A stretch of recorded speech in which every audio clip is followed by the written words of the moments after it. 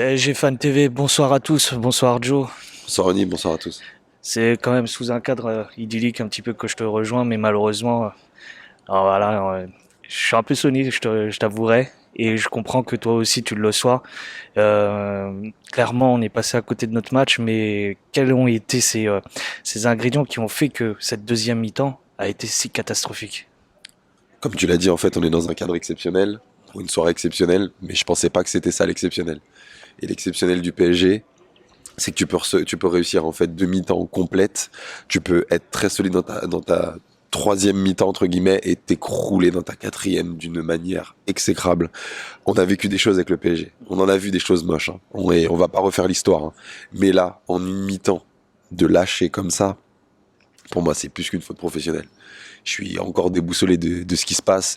Je te dirais qu'il y a des garçons qui, même à la mi-temps, je le disais en toute franchise, il y a des garçons qui nous apportent normalement de la sécurité, de la sérénité, qui incarnent la solidité du PSG, à l'instar d'un Donnarumma qui fait une erreur, qui nous rappelle les démons à la bouffonne à l'époque, qui nous met dedans.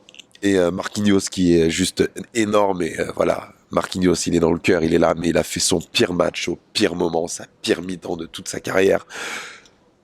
Tu vois, c'est des choses, c'est ça le football. Mais vraiment, les gars ont pas été là mentalement. Là, on parle beaucoup du mental de nos joueurs. Malgré une première mi-temps quand même idyllique, on menait 2-0 à ce moment-là. Il y a eu un moment qui a basculé, tu l'as cité, c'est Donnarumma. Mais comment ça se fait que chez nous, depuis le temps qu'on parle de cet état d'esprit, du mental, on n'arrive toujours pas à résoudre ce problème? Le football, depuis maintenant 5 6 ans, il est devenu comme ça.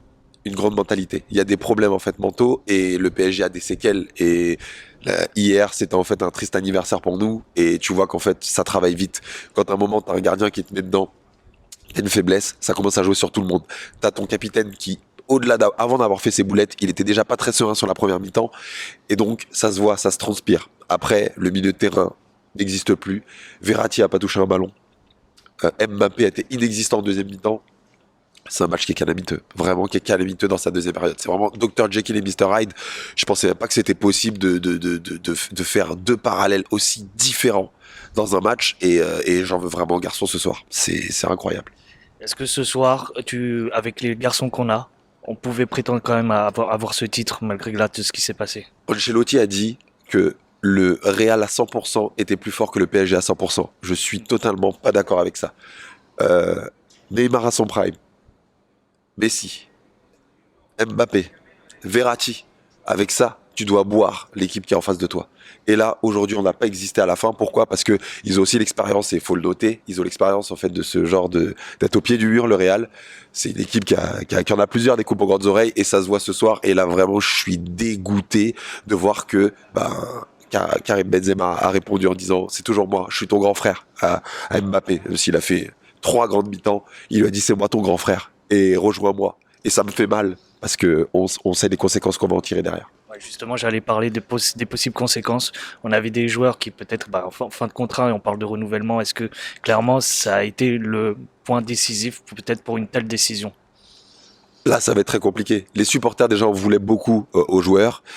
Tu vas avoir une fracture qui va être énorme parce qu'on joue plus rien. On est déjà presque champion de Ligue 1. Alors après, tout peut se passer avec le PSG, hein. On nous connaît. La Coupe de France, on la joue plus. Il y a plus de Coupe de la Ligue. Ça va devenir fade et on va leur en vouloir en fait à chaque match parce que perdre contre des Nantes, perdre contre des équipes de Ligue 1, ça passait parce qu'on avait ça. Là, ça va être très très compliqué. Et encore une fois, on a montré un beau visage. On sait le faire. Mais là aujourd'hui, les garçons, ils m'ont pire que déçus. Et là, on peut pas les défendre. On peut vraiment pas les défendre avec ce qu'ils ont donné ce soir. Un dernier mot sur les choix normalement tactiques. Normalement, Pochettino devait apporter une différence, même si on était au pied du mur. Est-ce que toi, clairement, maintenant qu'on est éliminé de Ligue des Champions, ça a été le coach qui pouvait nous permettre d'aller plus loin? Je, En tout cas, Pochettino, il a déjà prouvé que sur des grands matchs, il était là. Là, ce soir, il a fait des mauvais coachings. Moi, je pense que vraiment, Gay aurait dû jouer à la place de Paredes. Que quand il rentre Draxler, je comprends pas pourquoi il rentre. Après, la compo, elle était pas non plus déconnante. On a un Danilo qui est quand même à son prime en ce moment. Il y avait des grands joueurs, donc non, je mettrais pas tout sur le coach. Là, je mettrais sur les garçons qui, à un moment, mentalement, ont craqué comme beaucoup de fois. Mais d'avoir craqué sur une mi-temps, c'est là où je trouve ça scandaleux. Vraiment. Dernier mot pour terminer. On reste supporter, on reste rouge et bleu, on a un stade qui est magnifique, on se relèvera plus fort, même si ce soir c'est compliqué. Merci au PSG, au Club Marie Paris de nous avoir invités ici, merci, même si c'est une triste soirée aujourd'hui. Voilà, faut pas oublier, on est comme des phénix, on reviendra plus fort et ça fait chier ce soir, on est dégoûté, y a pas de mots, mais voilà. Restons supporters de notre club, ne créons pas la scission, et puis qui sait, peut-être que même un Kylian Mbappé, peut-être que les joueurs en fait vont se remobiliser, et puis voilà, on va avoir déjà la tête à la saison prochaine. Mais restons supporters de notre club malgré tout. Super Joe. Merci à toi. Merci.